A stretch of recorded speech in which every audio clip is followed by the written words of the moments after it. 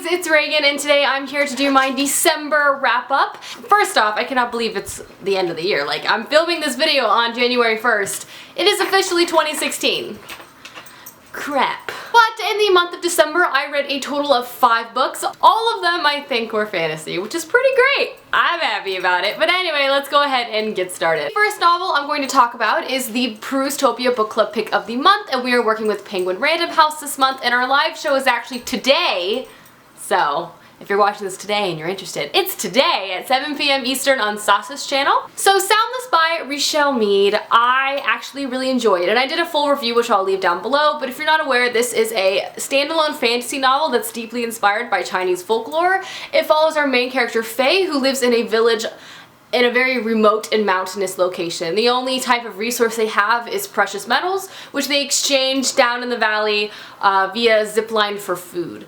The unique thing about this village is that everyone in it is actually deaf. They communicate through sign language, but then slowly the village is realizing that they are also becoming blind, which is a huge problem when you communicate visually. So Faye sets out on a journey to try to save her village. The thing about this novel that I really enjoyed was all of its cultural influence. I spoke a lot about this in my actual review, but I could really tell this was deeply inspired by actual Chinese folklore. I've studied a lot of Chinese historical stories like this in my history classes I've taken at university, and that's just something I really appreciated. I like that she stuck true to the style and it just felt that way. I guess a quick criticism would be the characters, because the novel is very short, kind of felt a little flat. They felt kind of one-dimensional. They propelled the story forward. I liked them, but I didn't really feel for them.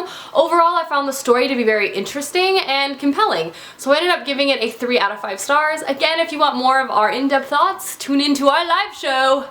The first novel I actually completed this month is Dreams of Gods and Monsters by Laini Taylor. I finally finished this trilogy, and boy oh boy is this one a hunker. First off, I have to say, I forgot how quickly I flew through her books. They just read kind of like butter and you just speed through them. This is the concluding novel to Laini Taylor's urban fantasy series dealing with angels and chimera-like creatures. It's basically centering around this endless war between these two creatures. It's a very interesting plot, and I feel like it deals with the concept of war very well. Overall, I just think I waited too long to finish this series, and it kind of blows because I loved the first 2 books so much, but I found myself when I was reading this I just forgot so much, so it took me a while to be up to speed on everything. I probably should have reread the second one before I read this one, but I didn't. I just wanted to jump in. So I feel like the flaws that I see in this book are my own fault. I should have read it sooner, and I didn't. So here we are. So I ended up giving it 4 stars. However, I think upon a reread of this trilogy, I would raise that. The obvious positive aspects of this book that are present in all the books is beautiful writing, fantastic characters, unique plot for the most part. I just really like how the story moves along. I think we have a lot of very interesting and compelling characters in this series. I really like it. I should reread it because I think I would like it more if I didn't wait 2 years to read the 3rd and final book in this trilogy, but what can you do? Next novel I finished is Passenger by Alexandra Bracken, which I now have in this beautiful finished edition, which is just oh so exciting. This is Alexandra Bracken's newest novel in her newest trilogy that is coming out. I really enjoyed this book. The premise is literally something that is just going to appeal to me on like my inner soul level. Basically, this novel centers around a couple different fantastic ideas.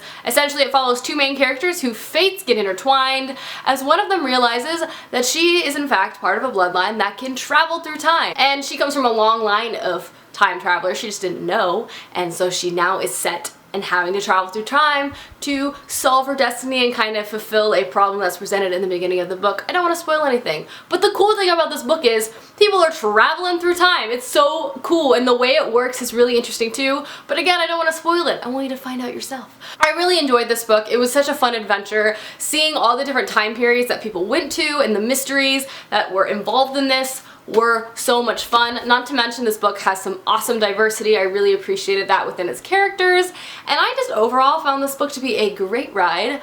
I love history. I love when people can go to different places in history and experience it. It's like so cool. It's like a historical fiction novel with all of the histories in there. It's awesome. And so yeah, I can't wait for the next book in this series. I gave this one a 4 out of 5 stars.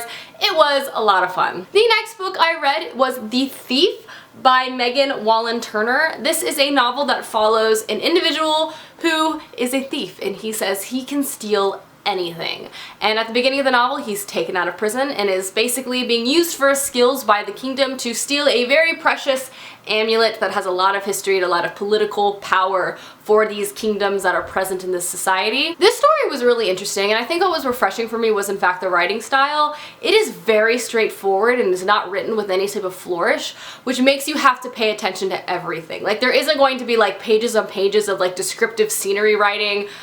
Everything is weighted equally, and in the way that it's told, you have to pay attention, which I kind of appreciate, because sometimes I'm a lazy reader and I'm just kind of like, you know, but like sometimes, you know, you don't feel like you have to read everything. Like, this is a novel where you do have to read everything. It's short, but like, the reason why it's short is because everything in here is important. Like, there's no unnecessary things in here. Overall, I really like the story. The main character is hilarious. He's like so witty, so funny, and I really like the character dynamics and how everyone interacted. I'm excited to continue on with the next couple books in the trilogy, I want to say. I liked it. I haven't really heard much about this on BookTube. I've had my friend Jenny's read it, but other than that, I haven't heard very much. If anyone who's watching this has read this, let me know your thoughts. I'm curious. I gave this a 4.25 out of 5 stars. I thought it was quite good. I thought it was quite good. And the last book I read this month was another great one, and that is Frozen Ties by Morgan Rhodes. This is the 4th book to her epic fantasy series that she is writing, and it was awesome. This is definitely my favorite book in the series so far. If you're not aware, this series is basically like Game of Thrones for young adults. I say that every time.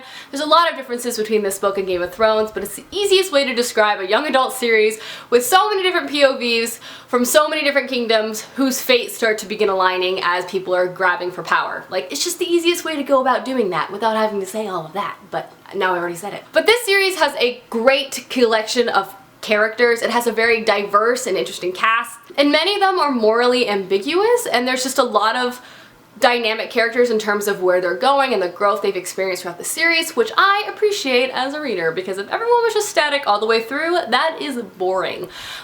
This is definitely my favorite installment of this series so far. There's a lot of action and a lot of stuff that's finally occurring in this book. I love some things that happens. I can't really say what my favorite part was because I don't want to spoil anything, but finally something happened that I have been dying to happen since book 1. Let's just put it that way. I really loved this. I gave it 5 out of 5 stars. It was definitely my favorite book of the month, and I'm excited to see where the rest of the series goes, although I'm not very excited to have to wait another year to figure out what happens next. Alrighty guys, those are all the books I read in the month of December. Let me know down below some of your favorite books you've read this past month. I would love to know, as I'm always on the search for recommendations. Anyway, I will see you guys with another video soon. Goodbye!